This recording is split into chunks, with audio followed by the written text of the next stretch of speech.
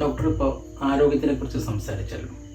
ഒരു രോഗം വരാൻ അല്ലെങ്കിൽ രോഗകാരണങ്ങൾ എന്തൊക്കെയാണെന്ന് എക്സ്പ്ലെയിൻ ചെയ്യാമോ? തീർച്ചയായും. രോഗാവസ്ഥയുടെ കാരണങ്ങൾ പലതരത്തിലുണ്ട്.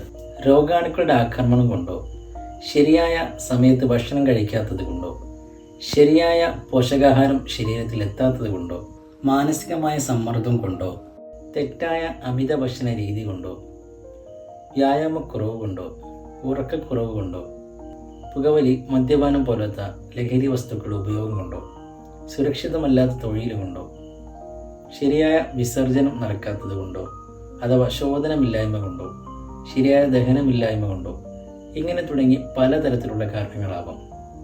എന്നാൽ ഈ കാരണങ്ങളെയെല്ലാം നമ്മളൊന്ന് കാറ്റഗറൈസ് ചെയ്ത് വെക്കുമ്പോൾ യുനാനി സിസ്റ്റം ഓഫ് മെഡിസിനിൽ ചർച്ച ചെയ്യുന്ന വിഷയം 6 നിർബന്ധ കാരണങ്ങൾ നമുക്ക് ജീവിക്കാൻ അത്യാവശ്യ ഘടകമാണ്. അവകളിൽ ഇംബാലൻസ് വരുമ്പോൾ, സന്തുലിതാവസ്ഥ പ്രാപിക്കാതിരിക്കുമ്പോൾ രോഗത്തിന് കാരണമാകുന്നു എന്നുള്ളതാണ്. അവകളെ നാം 6 എസൻഷ്യൽ കോസസ് അഥവാ അസ്ബാബെ സിത്ത സറൂറിയ എന്ന് വിളിക്കുന്നു.